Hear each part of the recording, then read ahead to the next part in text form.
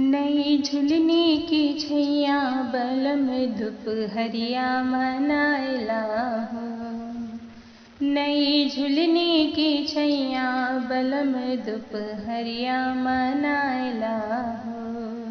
4 महीना राजा गर्मी के दिनवा, 4 महीना राजा गर्मी के दिनवा, टप टप बहेला पसिनवा, बलम तनी बिनिया डोलायदा हो। टप टप बहेला पसिनवा, बलम तनी बिनिया डोलायदा हो।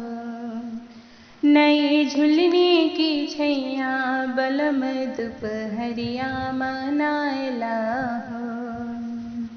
4 महीना राजा बरखा के दिनवा, 4 महीना राजा बरखा के दिनवा, टप टप चुवेला महलिया, बलम तनी छतर छवायदा हो।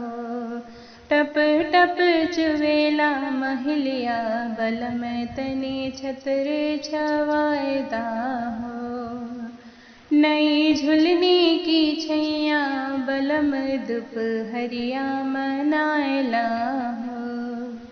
4 महीना राजा जाड़ा के दिनवा, 4 महीना राजा जाड़ा के दिनवा, थर थर करेला करजवा, बलम तनी हृदय लगायला हो।